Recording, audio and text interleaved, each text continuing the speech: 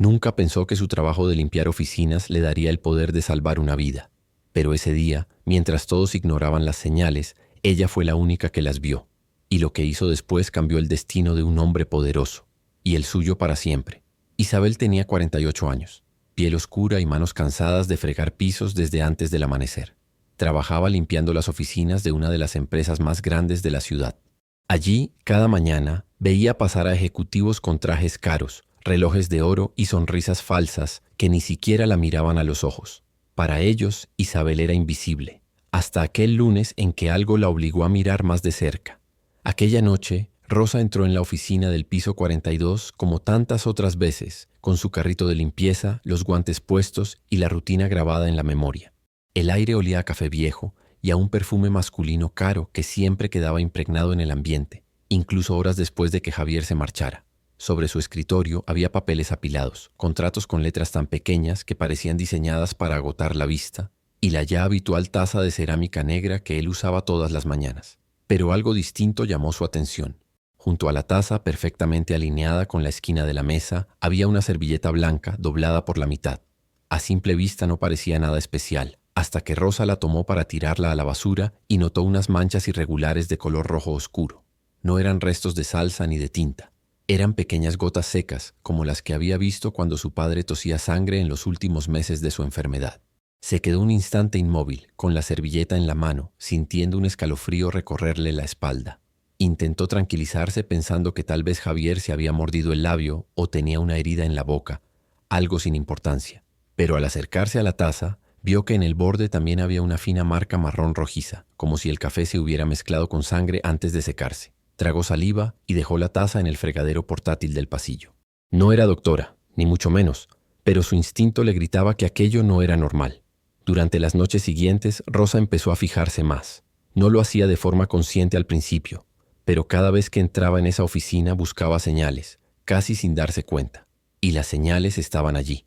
Encontró pañuelos arrugados en la papelera, manchados con ese mismo tono rojizo. Un día, mientras aspiraba la alfombra, se agachó para recoger una botella de agua caída y notó un rastro seco de color óxido en la boquilla. Lo que más la inquietó, sin embargo, ocurrió un miércoles, cuando por casualidad vio a Javier salir del ascensor antes de tiempo porque había olvidado algo en su despacho. Vestía un traje gris impecable, como siempre, pero su piel, debajo de la luz blanca del pasillo, tenía un tono amarillento que no le había visto antes, y sus labios estaban ligeramente pálidos. Ese tono, ese cansancio en sus movimientos le recordaron a la última vez que había visto a su padre de pie antes de caer en cama. Recordó a los médicos diciéndole que los síntomas habían estado allí mucho antes, pero que nadie los tomó en serio. Y recordó el dolor de pensar que quizás, si alguien hubiera hablado antes, la historia habría terminado diferente. Rosa intentó convencer a su mente de que no era su responsabilidad. ¿Quién era ella para decirle a un hombre como Javier Álvarez que algo andaba mal con su salud? Él seguramente tenía chequeos médicos constantes, seguro médico privado, un equipo entero que se ocupaba de su bienestar. Pero la duda la carcomía. No podía dejar de pensar que si ignoraba lo que veía, estaría cometiendo el mismo error que tantas personas cometen: asumir que alguien tan poderoso estaba protegido de todo. Lo más inquietante fue un viernes por la noche. El edificio estaba silencioso, casi vacío. Desde el pasillo, Rosa escuchó una tos fuerte y seca que venía del interior de la oficina. Se detuvo con la fregona en la mano y escuchó de nuevo. Esta vez la tos fue más profunda, más dolorosa, y terminó con un sonido húmedo que le heló la sangre. Avanzó un paso y, a través de la puerta entreabierta, vio a Javier inclinado sobre su escritorio, con una mano apoyada en el pecho y un pañuelo presionando su boca. El pañuelo, cuando lo apartó, estaba manchado de rojo vivo. En ese momento Rosa sintió que el tiempo se detenía. Podía seguir caminando y fingir que no había visto nada. Podía cerrar la puerta y seguir limpiando, como si esa imagen fuera un error que su cerebro inventó. Pero su corazón latía con fuerza. Y una voz interna, la misma que la había salvado de tomar malas decisiones en el pasado, le dijo que no podía quedarse callada. Aún así, no sabía cómo hablar con él sin que pareciera una intromisión, sin que pensara que estaba exagerando. El dilema se instaló en su mente. Si hablaba, corría el riesgo de parecer una mujer entrometida que se mete en lo que no le importa. Si callaba, corría el riesgo de ver repetirse una tragedia que ya conocía demasiado bien. Ese era el desafío invisible frente a ella. Un desafío que no consistía en limpiar una mancha o cumplir con un horario, sino en decidir si tenía el valor de decirle a un hombre que vivía a un ritmo imparable que quizás su vida corría peligro. Y mientras volvían a empujar su carrito por el pasillo, con la imagen del pañuelo ensangrentado grabada en la memoria, supo que tarde o temprano tendría que tomar una decisión. Los días siguientes se convirtieron en una tortura silenciosa para Rosa. Cada vez que subía al piso 42, sentía una mezcla de ansiedad y urgencia que le revolvía el estómago. Su trabajo, que siempre había hecho de forma automática, ahora estaba impregnado de una constante vigilancia. No lo hacía por curiosidad, sino por miedo. Miedo a que en cualquier momento ese hombre cayera desplomado frente a ella. Al principio intentó buscar una manera indirecta de ayudar. Un lunes por la noche, mientras limpiaba su escritorio, dejó un vaso de agua lleno a un lado, junto con una nota pequeña escrita en letra apretada que decía «Beba más agua». Era un gesto mínimo, casi infantil, pero era lo único que se atrevía a hacer. Sin embargo, al regresar al día siguiente, el vaso seguía allí, intacto, y la nota había desaparecido. Esa misma semana, al vaciar su papelera, notó que había más pañuelos manchados que antes. Algunos estaban arrugados con fuerza, como si hubieran sido usados para ocultar algo rápidamente. La cantidad de trabajo que él tenía era absurda. Siempre había montones de documentos nuevos, su computadora encendida, correos abiertos a medianoche. Rosa empezaba a entender que Javier no solo ignoraba sus síntomas, sino que probablemente los escondía. La tensión entre ellos creció de forma extraña. Él nunca fue grosero, pero sí cada vez más distraído, más ausente. Algunas noches ni siquiera se daba cuenta de que ella estaba allí.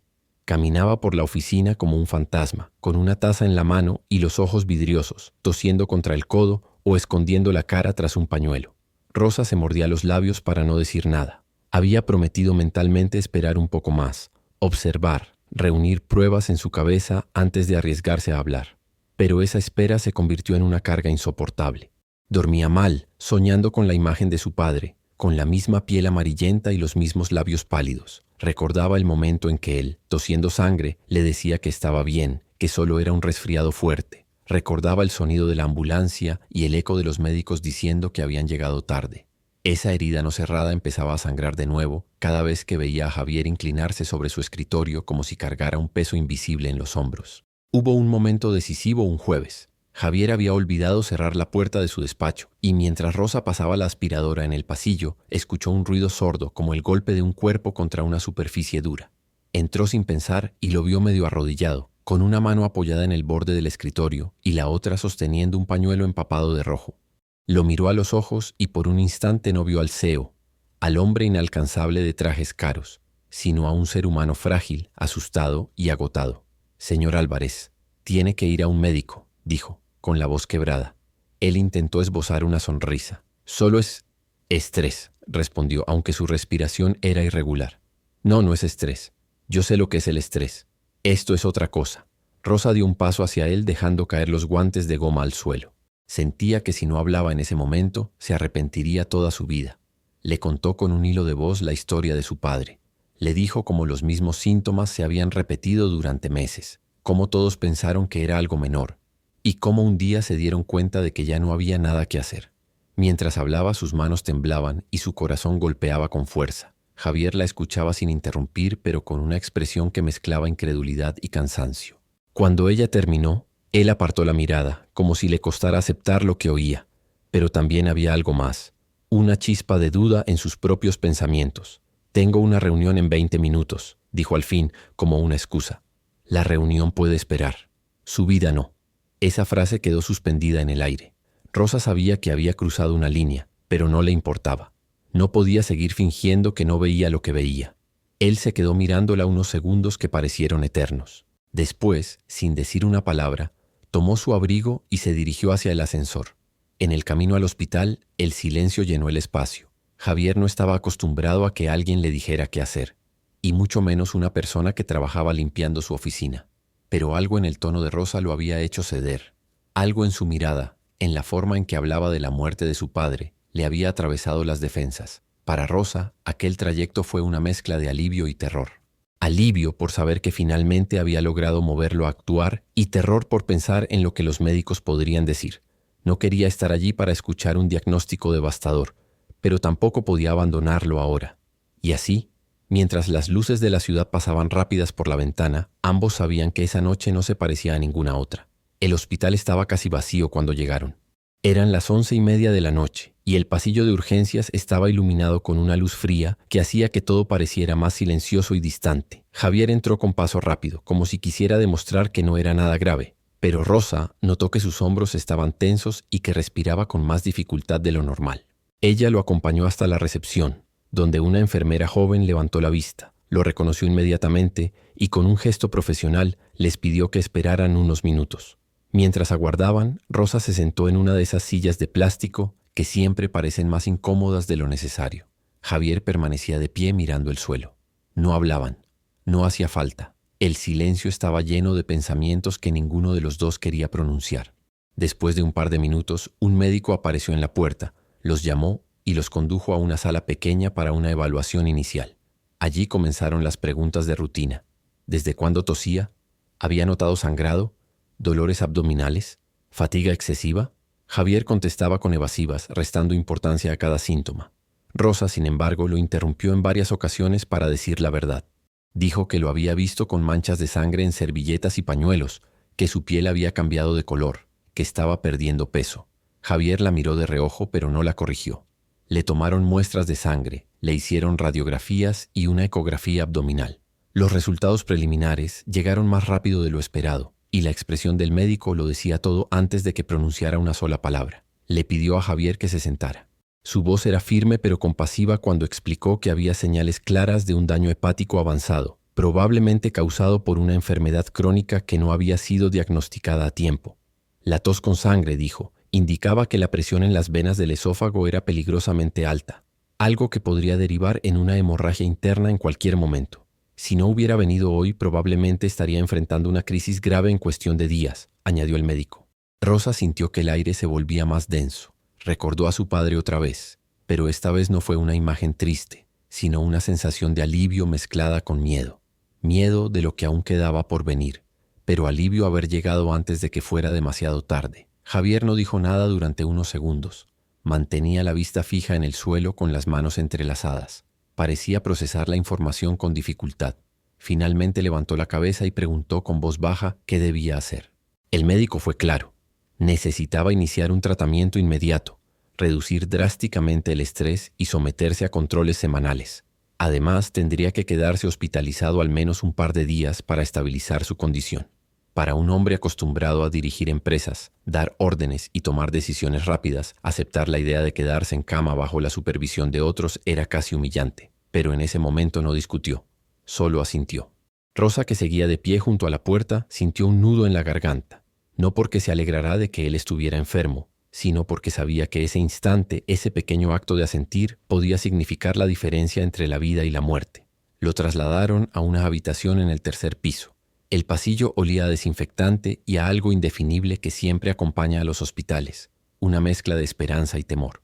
Rosa lo ayudó a dejar el abrigo sobre la silla, y cuando se disponía a irse, Javier la detuvo.